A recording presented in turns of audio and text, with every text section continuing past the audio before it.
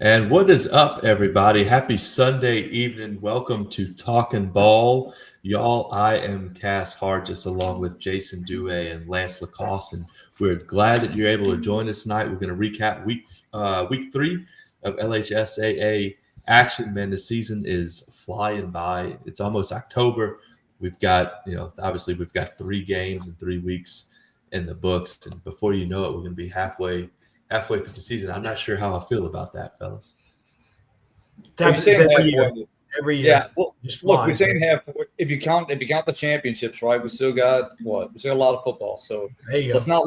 not look too. And especially with all the access we've talked about over and over, like you can catch the majority of them. So we'll be all right. Like we still got a lot of football left. Let's not push the season away too much already.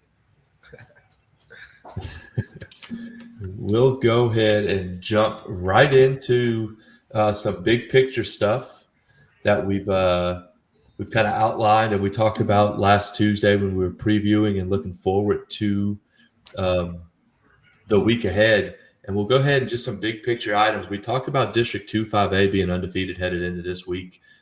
They suffered their first loss, as well as the Catholic League down in New Orleans. They ran their record to 22-1. Over the last, it's been more than just the last 2 years, but these two districts have seemed to be kind of, the leader of the pack when it comes to the football in the state, and they've shown, the same thing here these first 3 weeks. Yeah, we're already starting to kind of look at power ratings and things like that. And so it's funny, early in the season, these Catholic League rivals almost cheering for each other because you want to see your opponents winning, and you just know it's going to pay off down the line. And so, as I'm already starting to look at power ratings, the whole Catholic League would be in the playoffs if they started today because of how high their power ratings are, and because they have great records too. So good stuff. Yeah, and what we kind of talked about before was, there's 70 unbeaten teams still remaining left right now out of, I want to say it's around 309 teams in the entire state. And some of those aren't even favorites in their own division. We talked about like teams scheduling really difficult. LCA has LCA is still unbeaten, but U High has taken a few losses and they're a really good team. Like there's some really good teams that might not be in those top power rating portion just yet. However, we know the power ratings this early, you can kind of take a glance at them and kind of get a peek, like Lance was saying, to get an indicator of where you are. But really, 7 weeks from now, it'll be completely different. Of course. Yeah, no doubt. It's always good. It's good to look at and kind of it gives you kind of a picture, a story of where we're at now. But and the other side of it too is the teams that we always see later in the year that are playing deep into the postseason. I'm not going to say that they don't care about it, but they don't care about it. It's just whoever rolls out and whoever we're matched up with in the bracket, that's who we're going to go play, and we're going to go play. So yeah, it is good to kind of see where everybody's at. But again, it's still early, still a lot of football left to be played. So let's go to last Friday night. You two were at Tad Gormley and the Catholic League Cathedral for the backyard brawl between Chalmette and Holy Cross. Full disclosure, I sat on the couch and on my patio, and I watched y'all. Y'all did a great job on VSN. It was good to hear you. Good to see y'all do your thing. Holy Cross again looked kind of like they looked the first 2 weeks, which is impressive. They were solid. They played really good defense. They get a big play late from Kieran Smith, running back, who had a tremendous game. I think he had 3 touchdowns. So kind of from y'all's perspective, what did y'all see out there at City Park? So the game was definitely closer than the final score indicated. It was 23-6 final Holy Cross, but it was 10-6 in the fourth quarter with Holy Cross punting the football away. Huge special teams kind of blunder for Chalmette. They muffed the punt and roughed the kicker on the same play. And so I think where Holy Cross was much better Friday night was on special teams. They certainly won that matchup, but and so like you said, it took Kieran Smith just a couple carries to really put an ending on that game late after the muff punt. But overall, Holy Cross did a good job of moving the football. Their biggest concern, as Coach Watney talked about, is just finishing drives. They put together some drives, but had a hard time capping off those drives with 6 points. So that is going to be the huge step that they need to take moving into the Catholic League, which started now. Yeah, to the point that we talked with Coach Watney about, he mentioned finishing drives, finishing strong, closing teams out. They weren't able to do that early on in the game. To their credit, they were able to finish it off in the tail end of the stretch of the ball game. But they had the ball on the plus side of the 50 4 times in the first half, and they came out with 10 points, which, if you're an offensive guy, is a bit of a disappointing effort. However, what you have to commend is the effort that they showed on defense, flying to the football. They did an excellent job of really neutralizing the offense of Chalmette, which has been pretty explosive throughout the early point in the season. They did give up a touchdown later on in the game, and it was a 10-6 ball game at one point. But again, you have to look at the way Holy Cross responded. They came back, took care of business. It did maybe take a muffed punt in order to make that happen, but Keyron Smith with, I believe it was an 85-yard touchdown run. Was it 85 or it was? Yep, I think so. It was and breaking 3 tackles in the process. We already know what type of back he is, what type of player he is, but man, the defense really showed up. We already knew the defense coming into the game was going to be impressive, but Brandon Green, right last freshman defensive back, holy cow. This kid is a ball player. I remember the first time he touched the ball was like in the second quarter or so, and it was he botched the kickoff or he didn't quite play it right and goes down the field and it was called back. And you're like, oh, look, it wasn't super well played, but from there on, he was all over the field. I was very impressed with the freshman during the game.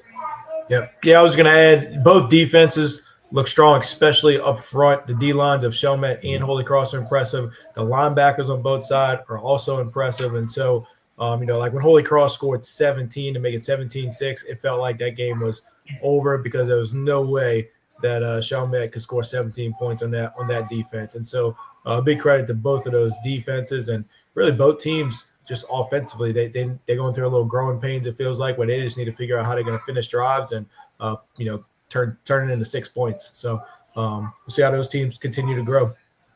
Yeah, I think for both of them too, you mentioned their defense. Defensively, I think they're going to lean on their defense, both teams, to win ball games until their offense is figured out. But if you're Chalmette, you still got to feel pretty good because you have a returning quarterback. And, yes, he did not have the best game on Friday night against Chalmette, against Holy Cross. But Breeze Wilson's going to continue to play.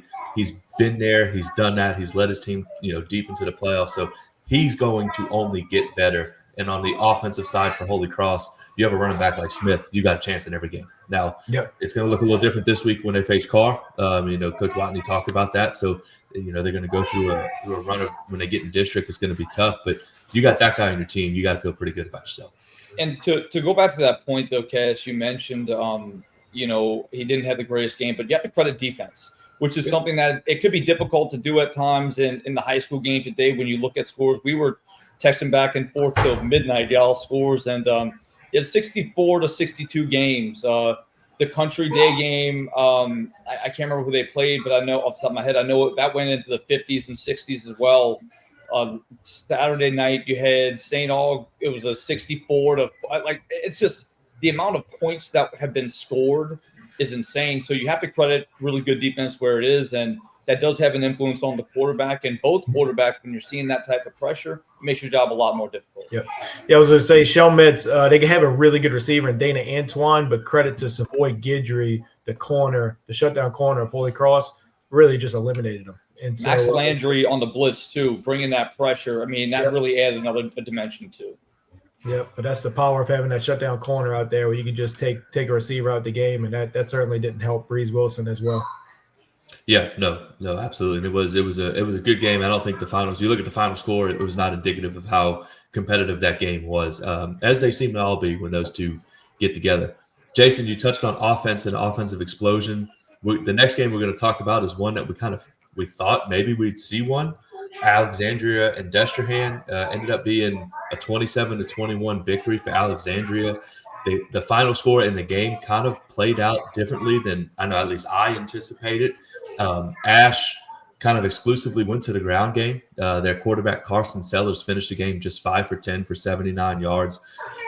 50 of those 79 yards were on one completion. He threw a 50-yard touchdown pass. But on the ground, Kaysen Williams for Ash had 19 carries, 116 yards, 3 touchdowns, and he also had a receiving touchdowns. Ash went on a 21-0 run to kind of extend their lead to Destrehan. Destrehan got the ball to end the game. They got down into Ash territory, wasn't able to complete a pass in the end zone as time ran out. But this is, I mean, we talked on Tuesday. This is a game that, if they were both in the same playoff bracket, we could see this game being played out in the dome, and that's really kind of what we got on Friday night. Yeah, I watched the highlights of this one. Both teams look really, really physical on film. I think if the main takeaway for me was this Ash team over the past year going into this season, they're scoring a ton of points. But this week, they did not score a ton of points. They scored 27, I believe. And so, Yep. So apparently, for them defensively, their defense really showed up to hold Destrehan only 21 points. Destrehan has a great quarterback in Jackson Fields. He's got a couple really good weapons around him. And so, it's always good. If you're going to be a great team, you got to win in more ways than one, especially in the playoffs. And so for them to come out and make it a little bit more of a defensive game than what we usually see from Ash, just, I think it says a lot about their team overall. Yeah, it's about finding different ways to win. And that's what Ash came out and did. They found a way to win. Might not have been necessarily the way that they're accustomed to over the past few weeks. They've been completely dominating teams. And it's a credit to the preparation that they put in. But really, another game I've talked a lot about the junior class in terms of quarterbacks. But, you mentioned Cason Williams, running back. The sophomore class in Louisiana of running backs, man, there's a stable of guys. There's a stable of guys who I think are really going to emerge on the scene. He's one of them. Dalen Powell is a guy out of Ruston who we've mentioned. But Malachi Dabney also really impressive performance. 198 yards on the day with a pair of touchdowns for Destrehan. So many people think of Destrehan, they talk passing attack and what they can do through the air. But Dabney is a junior, and he's a guy whose name you're going to kind of hear and get some more scholarships as the year goes on. But two really good teams. Wouldn't shock me to see them.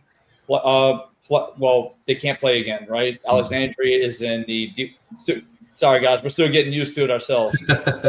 These are two teams that very well, if it was merged, you could end up seeing in the dome if they were able to play. But really impressive. Another impressive win on the road for Alexandria.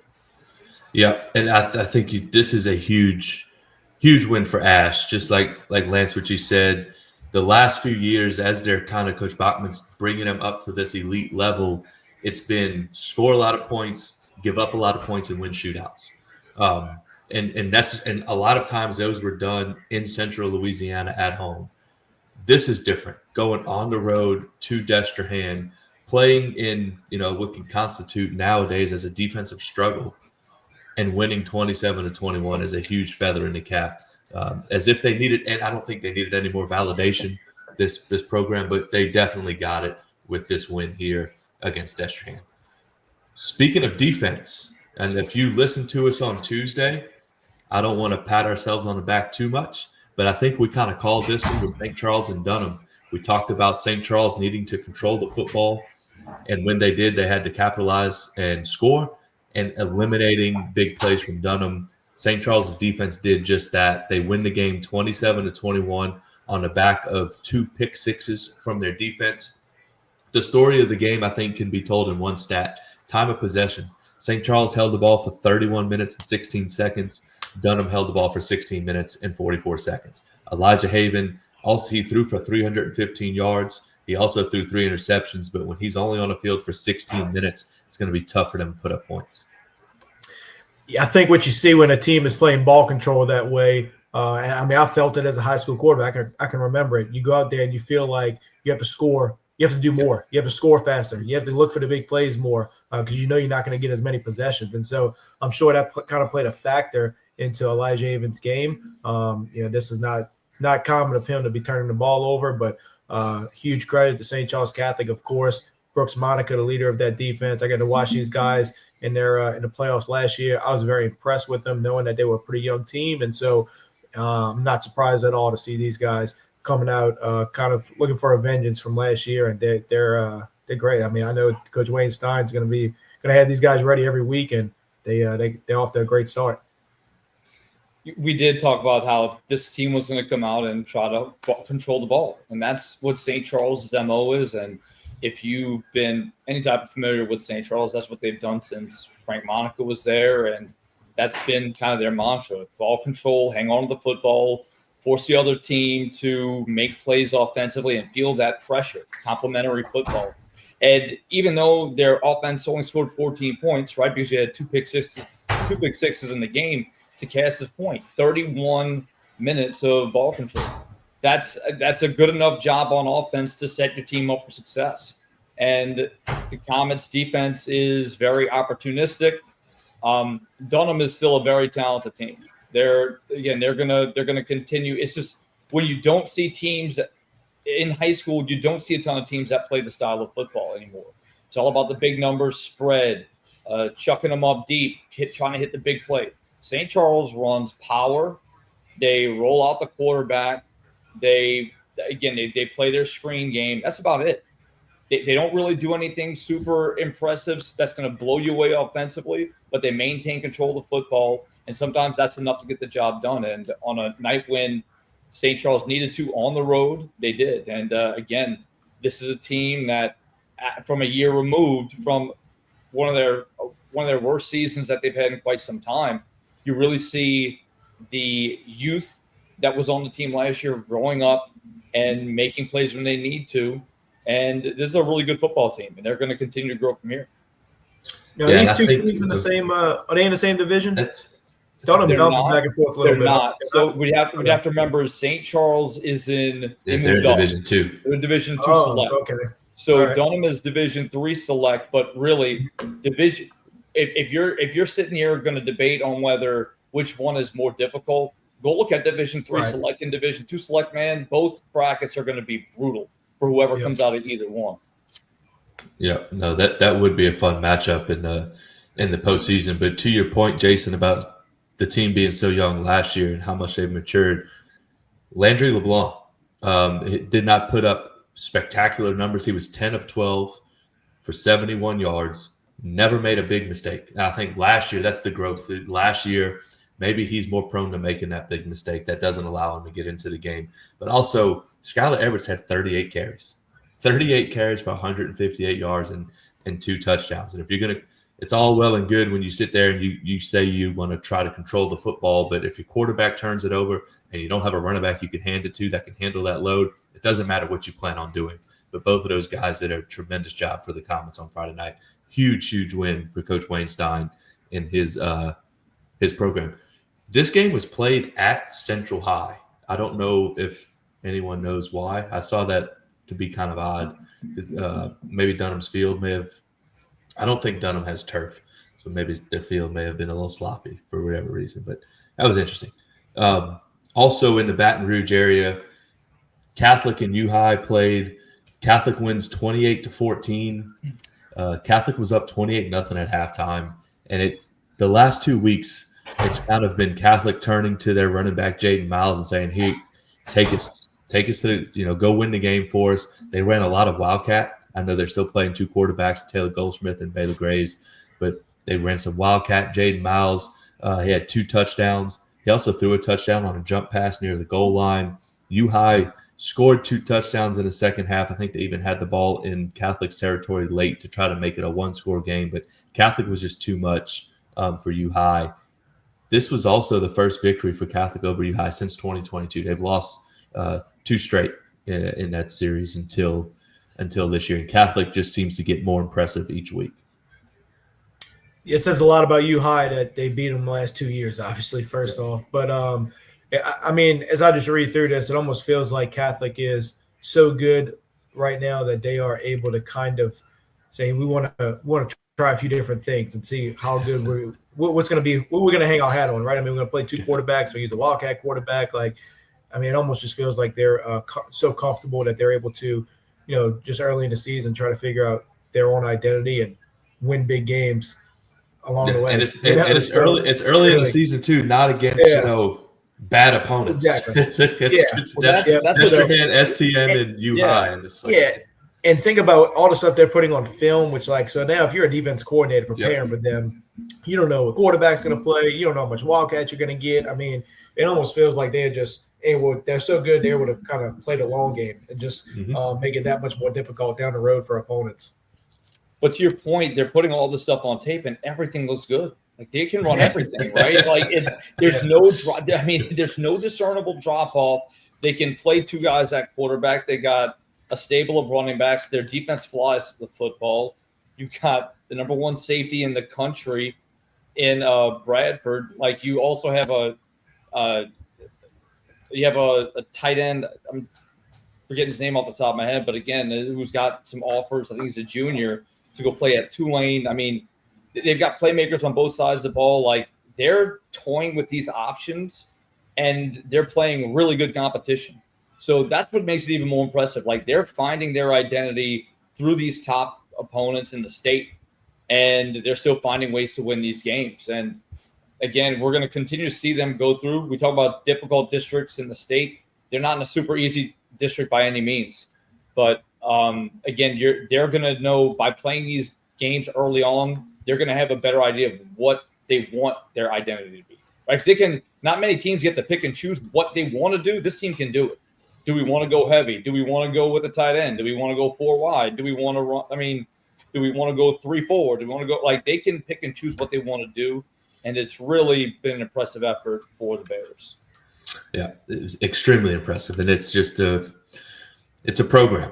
Like if you point to any program in the state of Louisiana that kind of you want to model what you do after, it's them, and they're tremendously well coached. They have super athletes all over the field, and what they do it really, really well. And it's I don't want to look too far ahead and wish the season to be over, but these two, Catholic and Carr, played in the semis last year, and it was a 7-point game. These two match up again this year at some point in the playoffs, and it's going to be can't miss television. It's going to be really, really fun to watch. Up in the northwestern part of the state, Ruston, speaking of programs, takes on Longview out of Texas, 6A program out of Texas, who one of the traditional powers in Texas high school football. They come over the state line to Ruston. Ruston kicks a 21-yard field goal as time expires to beat Longview. It's the second year in a row that Ruston has beaten Longview. But Longview is now 2-2 with a loss to Ruston and a loss to South Oak Cliff, who has been in 5 straight state championships in Texas. So this victory is big time for Ruston. I was going to say it feels like a really good time to have a podcast that talks about Louisiana high school football, because the victories that our state is reeling off is pretty cool. Like, I mean, you think about Carr last week, does more this week, but Brother Martin goes and beats somebody in Mississippi, and then to beat Longview, Texas. I mean, when I think of Texas football, I think of South Lake Carroll, Katy, Longview. Like those are like the flagship programs in my mind, and so obviously I don't know a lot about this specific Longview football team, but that's like that's a name brand out there, and so it's really cool to see somebody from our state go on the road and beat them. Yep. Road, it was at Ruston, but right. But to what Cass was saying earlier, right? When you talk about like Catholic is a staple team. When you have knowledgeable people around the country talking about high school football, I would have to believe the first two that would come to mind are Carr and Catholics in that conversation too. Ruston, obviously in Texas, Ruston going on their butt whooping tour of Texas like recently, man. Like they're clearly getting their name out there too, but Ruston becoming in that conversation.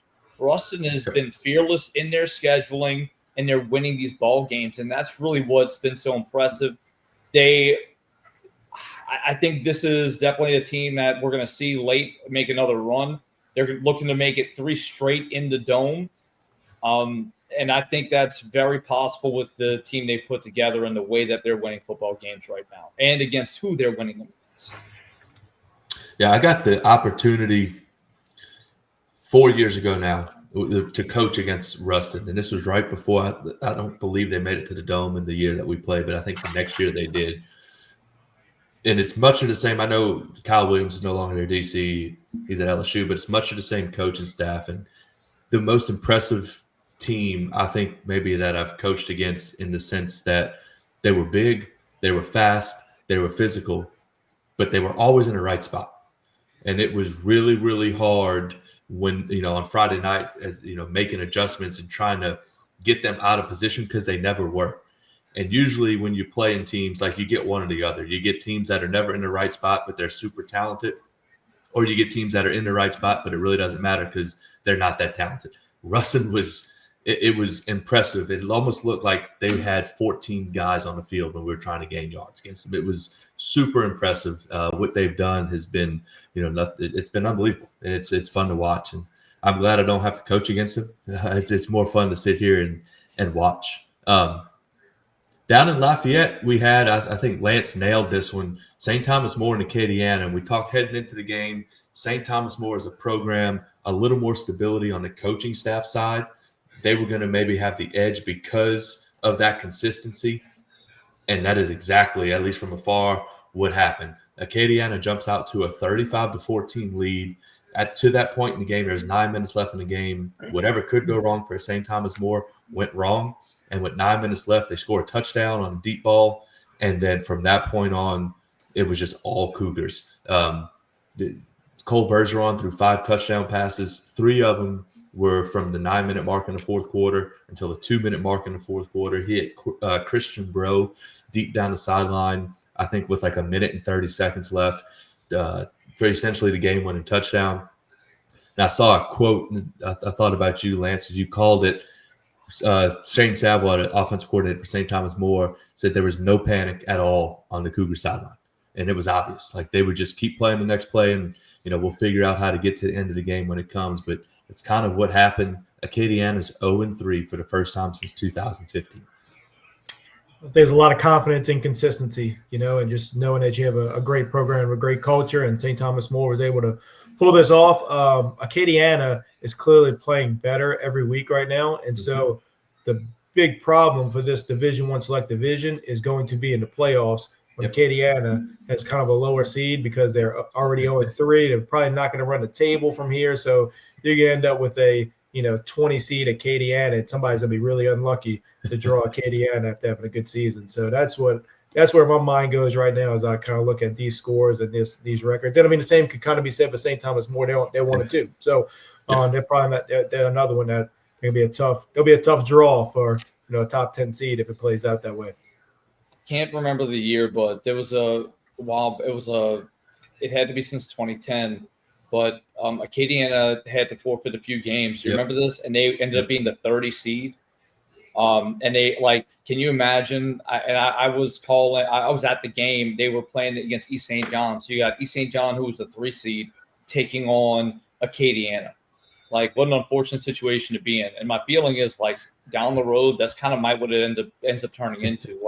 Man, this Acadiana team just so happened to play these really good teams early on, and now we have to suffer the consequences of other teams' actions. Right. I do think they're going to improve as the season goes on, and you're going to see them improve. They'll be in the playoffs, but to your point, though, it is going to hurt their seeding. And especially with the new rules in terms of home field advantage, that does play a role, right? Last year, Cecilia had to go on the road every single game in the playoffs. They were the road dogs, and they continued to win and pile up wins until they made the Superdome. But on the other side, St. Thomas were more behind Cole Bergeron coming back in that game. Leads are not safe in the state. I want to point this out. This is the third week in a row we're talking about a major comeback, a 35-point deficit for Mainsfield with Minden in week 1. Last week, it was Barb over Lake Charles College Prep, and now in this matchup. You are not safe. Finish the job. Whoever needs to hear that, do not take your foot off the gas pedal, because apparently in this offensive-centric state of football, no team is safe. And again, this game kind of proving that once again. Yeah, no doubt. And I can just, again, I saw some highlights, watched a little bit of the stream of this game, and it was, man, Acadiana looked like what you would think Acadiana would look like, for 2.5, 3 quarters. And then one big play from St. Thomas More flipped the complete momentum on its head, and it never stopped. It just never, Acadiana could just never stop it. I think STM forced 2 3-and-outs, which at the time of the game was the first 3-and-outs that they had forced all game long. And they, again, it's a program that's used to winning. the program is not going to back down from anyone. And once they get on that roll, it's really, really hard to stop them. Also up in the northern part of the parish, a game we talked about on Tuesday, Calvary Baptist and Franklin Parish. Franklin Parish, depending on what poll you're looking at, it's the 1 or 2, ranked 1 or 2 in 4A. Calvary Baptist, a program that's long had a tremendous amount of success. This was kind of a tale of two halves. In the first half, Calvary Baptist takes a 23-point lead on the back of 3 first-half touchdowns from Braylon Hoglin, including a 100-yard pick six. In the second half, Franklin Parish outscored Calvary 24-10, just a little bit too late for them. So if you watch the Saints game, you know how important special teams and the kicking game is. It was miserable today. It looks like this was a huge part of this game. It looks like Franklin came from behind, did a great job there, but Franklin loses by 3 points. They failed on all 5 extra point / 2-point conversion tries. So that's 5 points, I believe, right? So that's good. So they could have won if they just had better conversions there, right? So yeah. Meanwhile, Calvary nailed all 3, or it's really all 5 of their kick attempts, field goals, PATs. So it came down to special teams. As you know, as we get into these big district matchups that are upcoming, man, those special teams play a huge part of everything. That's why I love being a special teams coordinator. I know the impact it can have on a football game. Yeah, no, Hugh Long. It was actually at the end of the first half, guys. So it was 100 as time expired. 100-yard interception return. I mean, that's a kick in the gut, and that really made the difference. You know, you're in scoring territory and you feel like you're going to get some confidence. I will say, if nothing else, this game really solidified how good of a team that Calvary Baptist is this year. We've talked about they really have some potential. And look, man, he's a heck of a receiver out there. I believe he's 4-star. I really don't buy into the whole star system a ton. It tells part of the story, but really it's based off who's offering you, not what you're going to outcomes are going to be, right? Jordan Jefferson was a 2-star prospect. But he's been an incredible talent at wide receiver. They have a really talented quarterback as well who can distribute the ball. But really, I think this Franklin Parish team is the first time they've really been tested to the extent that they're going to need to be coming down the stretch of the season. And it doesn't sway my opinion on them. I still think this is one of the top, if not the top team in Division II non-select. I think we're going to talk about this team in a minute, but I've said it a few weeks ago. I believe when you're talking about top teams in this conversation, you have to look at North DeSoto and Franklin Parish, and at least that's where the conversation starts. So for this team of a lower classification to go beat a talented squad like Franklin Parish speaks volumes about, again, another program in the state, right, in Calvary Baptist. Yeah, and to your point on Franklin Parish not really being tested, going into the Calvary game, they've only given up 7 points, and then Calvary puts up 33. And again, as much as this solidifies Calvary as, staking their claim as being that program, I also think you could take a little bit from it if you're Franklin Parish moving forward. Yes, they didn't play the greatest competition in the first 2 weeks. They're up there ranked 1 and 2 in 4A. You play a really good Calvary Baptist team. Again, you don't convert on a couple of PATs. That's all stuff that you could look at that say, man, if we literally just make 2 of them, maybe the game's completed. If we don't throw a pick 6 at the end of the first half, maybe it's a little bit different. So that's something for both of these programs moving forward that they can really take some positives out of. You mentioned them, Jason. We can go to it right now. But, man, that North DeSoto West Monroe game was crazy. It was a game of runs. North DeSoto wins 39-28. This is West Monroe's first loss under Coach Michael Dizer. North DeSoto stays undefeated at 3-0. Coach Dennis Dunn has this program rolling once again, but he's taken them to the Superdome. But you've got to think that this win at West Monroe's got to be one of the biggest in his 6 years as the head man at North DeSoto. Just what I've kind of kept my eye on them. I know it's a school up in that area that is really invested in winning right now. I've seen their facilities. Obviously, you go get a coach like Coach Dunn, you're serious about taking home a trophy, and so just watching them kind of grow over the last couple of years as a program, their facilities grow and everything.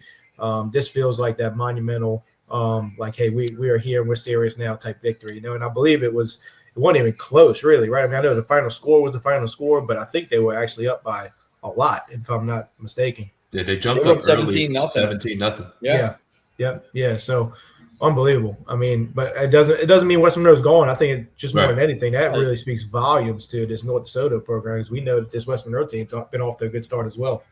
Yep. And we mentioned last week, I believe they lost the previous year 63-14 or something along those lines. And it just goes to show, right, what difference a year can make. North DeSoto is a team that coming into this year, again, hasn't won a state title, but really felt like they've been in the right direction. Really a great job running the football, and that's what they do, right? Thomas in the backfield, man, he had a really impressive day. It was 100 and how many yards, man? It was a ton, like 175 yards, something like that. He's 191. 190. There you go, 191. He's an incredible player. And, I think when you look at how far this team can go, this is that pivotal moment where they really kind of feel that faith, like, man, look what we were just able to do. And Coach Deiser said, quote, they broke our will. And for you as a team, again, you got to remember, this team came in after having lost 63 points, 63-14 the year before, to come out and break that team's will after going up 17-0, going down 28-17, and then scoring 22 unanswered. That's really an impressive outing for this team. And talk about that snowball effect and how it builds the future. This is going to be one they're talking about in Stonewall as the year goes on. Yeah, I was going to kind of correct myself just looking back at this. Yeah, they were up 17-0, but then gave up 28 straight. I mean, they could have given up at that point, and so that's an even more impressive win, knowing that that's how this game flowed. Was they came back. They both came back. I agree. I think it's more impressive that the game played out that way as opposed to North DeSoto going up and just running away with it.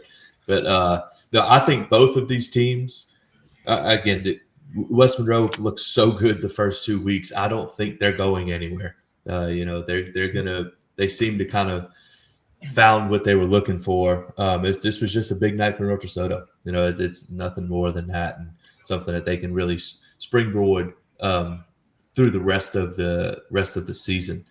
We'll touch on the one more game over in the Lafayette area, and then we kind of bounce around the state a little bit. But Turlings Catholic and Notre Dame, a big rivalry down there in that part of the state. These two they judge themselves off of each other. This is always a fun game. Turlings scores with 41 seconds left for a comeback win. Alex Munoz, quarterback for Turlings, hits Quinn Simon on a 26-yard touchdown.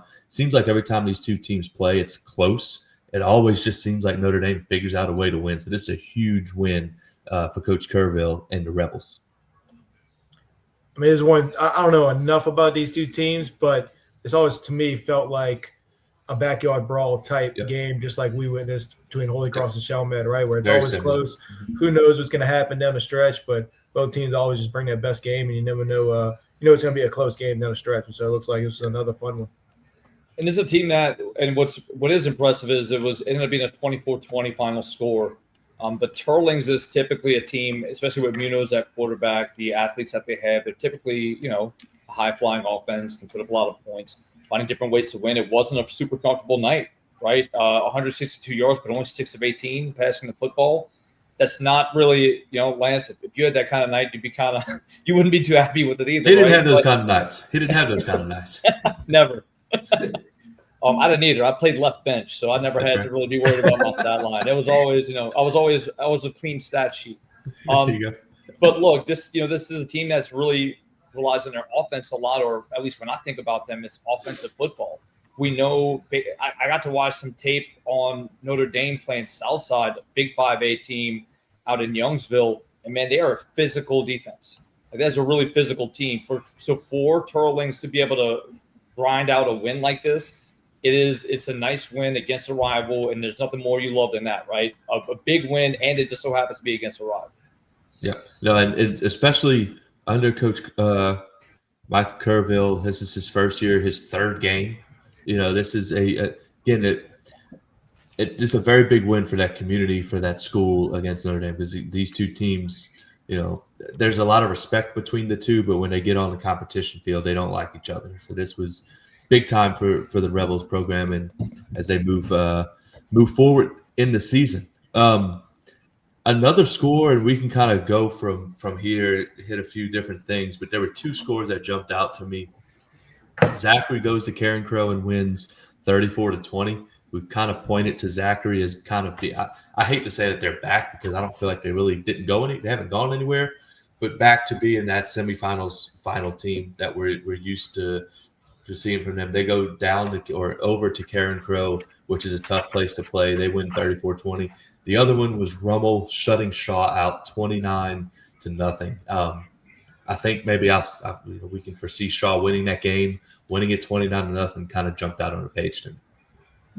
Yeah, it felt like that had to be a very motivated Rummel football team. I'm sure, that was last year was the first time they lost that megaphone in a long time. And so I'm sure that was easy bulletin board material for Coach Monica, and I'm sure he had those guys ready to play. And so looked like just a very physical, typical Rummel win from start to end, ran the football really well, didn't give Shaw a chance to breathe. My big question is, how does Shaw respond? We know they have talent. We know they have a great coach and Coach Tierney, but how do they respond from here? They played a few really tough games early on in the season, played some really good opponents. So can they maintain composure? Because, again, it's very easy to continue playing well when things are going right. I'm not saying they can't. Again, I have full faith in Coach Hank and his staff to make sure that they're in the right place, but it's tough to take a loss like this in a rivalry game on the chin. And they also have, some players out with injury. And, so it's been interesting to see how Shaw does moving forward. But Rummel kind of going through their elite lower level teams tour, if you will, having played U-High, LCA, and now Shaw, you come out 2-1, and now you're heading into the Catholic League. So, I think they're headed in the right direction, obviously. And for all of these teams in the Catholic League, the road doesn't get any easier from here. So that's going to be what's really interesting to see. Yeah, that's what I was going to kind of say. Like Shaw, two different directions now. Shaw's best, toughest opponents are behind him. Rummel's easiest opponents are behind him. Yeah. So, the future is going to be much different for these two teams now. Yep, no doubt. And I think that's also why Coach Hank schedules the way he does, to prepare that team. And yes, obviously you don't want to start the season 1-2. Actually, in both of their losses to Carr and Rummel, they've been shut out. You're not looking to that and proud of that, but you could also look to that and say, man, we've seen as good as it can get. We're not going to see any better from here on out, even if we play all the way to the Dome. So that team is going to only get better from here. And if you're Rummel, you hope that your first 3 weeks prepares you for what's coming in the next 7, because we don't have to sit here and tell Coach Monica what lies ahead, but it's going to be tough. And, it's going to be fun, but it's going to be tough. And they've seen some things in their first 3 weeks, so that can prepare them for the rest of the season. Anything else stick out? I know we had Lutcher finally gets off the schneid with their first win at Liberty. That was a big one. Cecilia does the same, gets their first win. That's two teams that have played deep into the postseason the last few years. But anything else that y'all seen that kind of stuck out around state? Well, I think to your point you just mentioned, I'll just say this and I'll let Lance talk, so I can talk for days. Soccer, right? But look, Lutcher's win is – I think that's a much more impressive win than what people are going to give credit to. People might look and see Liberty and kind of be like, eh. But you have to understand that's a team that's on the rise right now. Their stock is drastically rising. Timmy Charles, the quarterback for Lutcher, had a really big game. And we talked last week about can Lutcher find their offensive identity. And, again, he works out with former East St. John quarterback Ryan Perilou, who been coaching quarterbacks. And, again, he had an impressive game. Lutcher with the stop in the red zone to end that ball game. I think that's big for them moving forward because they needed to have some type of confidence. They got Assumption next week, I believe it is. And moving forward, that's going to be a big one. I was going to point out a couple watching Terrebonne. I was going to look up at Terrebonne because when I talked to Riverside's coaches, they raved about how good this Terrebonne football team was. When I watched the highlights, man, they just look like a big physical football team. And they had another big win. Quincy Adams, their running back, really physical looking kid on film, 296 yards, 3 touchdowns. So that's one that I felt like I was kind of on too early. That's gonna have a great season. Talking about Shaw, Bell Chase looks really good. That's going to be I think that is their big district opponent there for Shaw is going to be Bell Chase. Bell Chase beat South Platte 56-0. Bell Chase, I know that team pretty well. We actually trained them in the off season, and so they're an older team this year. They were a really small senior class a year ago, so now all their sophomores and juniors are now junior seniors. They have a really good quarterback, Ambrose. I think it's Amari Ambrose. I believe. I hope I have that name right, but really good quarterback that can do a little bit of everything. They want to run the football with Coach Meir. That's his forte all the way back to his Higgins days, but now he has a quarterback that can run it and throw it, making him even more dangerous. And then I was going to point out, before I pass it back to you guys, Hornville beat E.D. White 28-7. So that's a big win. We've seen this E.D. White team play two Catholic League teams really closely. For Hornville to go blow these guys out, I mean, that's first off, it's a tough early schedule for E.D. White. That's what I was going to say. But that says a lot about Hornville. I think that Hornville-Destrehan rivalry, a lot of times lately it feels like either Destrehan's really good or Hornville's really good. And it hasn't been a great game, I don't believe, recently. But now it seems like both of those teams, both are very good this year. Yeah, and when those two, again, kind of like the West Monroe deal, when those two teams are good, it just feels like football in our state is just a little more fun to watch and a little more fun to follow. Speaking of Bell Chase, Lance, I don't know if you knew this, they have not given up a point this year. They've outscored their opponents 187-0 through the first 3 weeks. And you could say what you want about who they played. That's tough to do. That's they're in the same conference as St. Charles and Shaw. So those three teams being in the same district, that'll be some really fun matchups. They play, and it's only a 4-team district. So Bell Chase actually plays St. Charles and Shaw back to back in weeks 8 and 9. So it seems like there's it's almost going to be a 2-game season for those guys. It's been really good atmospheres too. Boy, a little Bell Chase Stadium and the way they fill it up, pretty cool little atmosphere to go to. I used to call Bell Chase. I talked about that. That's where I got my speeding tickets and the Bell Chase speed trap. Told my mom and dad it wasn't my fault when they were fussing at me over the paperwork. I'm not getting into it anyway. But I got it twice back-to-back weeks. They were hiding, and there was no speed signs. But we're bringing up bad memories 2 shows in a row for you. Yeah, I'm getting PTSD talking about it. All right, but look, Parkway's offense. 63-21 on Houghton. Houghton has a really explosive offense, but guys, Parkway can put 3 different guys at quarterback. There are athletes literally everywhere on the field. Gladney at wide receiver. He made a circus catch in the back of the end zone in the first half of that game. East Ascension continues winning games. Sam Houston, a bit of an underrated school right now. They played Turlings really well last week. Yeah, I mean, they're a team that has some athletes. They have an offensive lineman who plays kind of both ways, who's getting scholarships all over the state, all over the country right now. He's a junior. They ended up winning that game 25-20. 25-14 with a punt blocked. Jules Sumner won their game against. I guess they beat Laranger, which was a big game that we had talked about. Yep. And then some performances that stood out this week. Some really impressive efforts from some young men, right? So Live Oak beats Ponchatoula. Look, that's their first win of the season. Ponchatoula doesn't have a win on the year. What's really impressive is Caden Jones, the quarterback. He is following in the footsteps of Kingston Johnson. Johnson goes to Starkville High School now, transferred out. He throws for 420 yards and 5 touchdowns, breaks his own school record. And by the way, his receiver, Cash Davis, 226 yards, breaks a record that's been up for the last 40 years.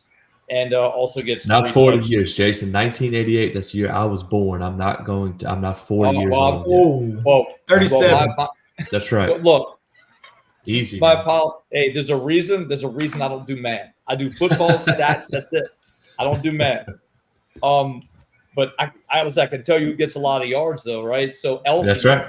Look, Elton and Montgomery. Maybe a game not a lot of people are keying in on. Elton is a team that could make a run. They're 2-1 on the year. Beat Montgomery 64-62. Guys, they love some offense there. Macklin Lemoyne, this kid is unbelievable. He had 374 yards in this game and 3 touchdowns. This is week 3. He has 955 yards in 3 games and 15 touchdowns. Pretty impressive effort.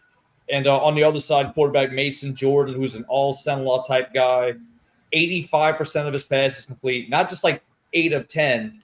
He went 30 for 35 and with 353 with 7 touchdowns. So pretty nice explosion over there. Yeah, and I feel like we've seen. I mean, you always see big numbers and some outlier stats, but really the last 2 weeks we've seen a lot of big numbers put up by running backs around the state. And it hasn't been on 40 carries. They're getting big chunks of yards each time they touch the football. Speaking on the offense, I will go back to the Parkway. The Parkway's put up 66 on Houghton. They have scored 43, 56, and 66 points in their first 3 weeks. They're out of District 1-5A. I think this district, and this is not a scientific fact, probably scores more than any district in the state. The one thing that I'll be interested to see with this, especially the teams in this district with Evangel, Parkway, Houghton, Airline, can they score these points during the regular season, and what does it look like in the postseason? Because for the past few years, they've all put up these video game-like numbers in the regular season. They have offenses that are fun to watch, and then they run into someone that plays a little bit of defense in weeks 1 or 2 in the playoffs, and they end up losing. So can one of these teams either play enough defense to make a deep run in the postseason, or can they just simply score enough points to make a deep run in the postseason? That's going to be something to watch here for this district. And to toss another one in there, Huntington. Yep. They put up some massive video game-like offensive numbers this past week too. And they have a massive offensive line. I'm not exaggerating. All of them are over 3 bills. Every one of their offensive linemen, and most of them are like 325, 350. So they got and they like to sling the ball around, and they got athletes to do it. So it's a very deep league. I would say when you talk about 2-5A, it's a really strong league, but it's smaller. 1-5A is a massive league, and there's going to be some teams that, of course, similar last year, right, Lance? Like when we were talking about Holy Cross. Like Holy Cross didn't have the season that they wanted to and found their way out of the playoffs. It's a similar situation with 1-5A. Like they just have to play each other, and some teams are going to have to win more games than the other, and unfortunately, that bumps some of these teams out the playoff run. I was going to point out on the topic of looking like a video game. If you watch Warren Easton's film, dude, they have. So I know Thomas Vaughn is a stud running back. He's a senior. He's the type of guy that's going to play college football. They have another kid running the football too, number 7. Don't have his name, but he looked unbelievable as well. They were throwing the ball all over the field. I mean, there is a very high flying offense. They put up 64 points on Slidell. So I thought of when you said video game, I thought of Warren Easton. That's what it looked like with their highlights. And then Brother Martin did it again. Hudson Fields threw for over 300 yards, 3 touchdowns on the road at New Hope, Mississippi. Obviously, we won't even need to say that Hudson's got a couple really good targets out there to throw to as well. So that's a game I'm looking forward to. I know me and Jason have Brother Martin Holy Cross week 10. So we'll see what kind of implications will be on the line there. But I know hopefully I can see him in person before that. But I know for sure I'm going to see this Brother Martin offense week 10 in person. So, I think I'm good there. Yeah, that is definitely, especially as, getting into week 4 now, more and more district games are going to start to happen as these districts get kicked off. It's going to be fun to see how these teams did, and teams we pointed out in non-district. What happens now that they start to get into district, facing more teams that they're a little more familiar with, and how these district races stand out. So that's going to be fun to watch. As I know the Catholic League gets kicked off this week, as do a few other leagues around the state. So anything else, Jason? Go. No, I was just going to say, it's been a great 3 weeks of football. We talked about the first week. Clearly, it was almost like a bowl week atmosphere, right? Like there were so many just absolute bangers for ball games, and we're sitting here watching I'm watching 12 games in a weekend and like just trying to see all the games that I can. And so Lance, we need to see, right? So when I used to go cover LSU games, they used to have the TVs up there, and you used to be able to watch every game. We got to get some put in normally, right? So that when we're calling the game, we can be watching a few, or maybe bring some iPads or something. Because man, it's just it's addicting. It's because there's so much access and there's so much really good football going on in the state. It's been a blast to cover, and most viewers we've had while live streaming in one night. So again, thanks to everybody for watching. We appreciate the support, the positive feedback that we heard, and critical feedback for that matter too. Any love improvement. So thanks for everybody for watching and sharing. Yeah, no, this has been a ton of fun, and man, we're just getting started. But yeah, it is the amount of information and that's readily available in high school football in our state, around the state, and the quality of work that's being done by those guys. Friday nights I know you guys have a great time calling the games. Friday nights, sitting back and not attending a game and doing it all from the living room, and having 4 or 5 games going at a time. That's just as fun. But this is, I can't wait for the rest of the season to see how it plays out. Can't wait to see y'all again on Tuesday night. We'll be back Tuesday night where we preview and look ahead to now week 4, and we've got some big district matchups I know that we're going to want to talk about around the state, and hopefully nail down a coach interview to bring to y'all on Tuesday night. So again, thank y'all so much for watching, for joining, for staying with us. We hope you enjoyed it, had as much fun as we did. If you like our stuff, go to our social on X, follow us, subscribe to our YouTube channel. You can also watch us on VSN on demand or live, however you prefer. And with that, we'll see y'all again on Tuesday night to preview week 4 of the Louisiana high school football season. Thank you.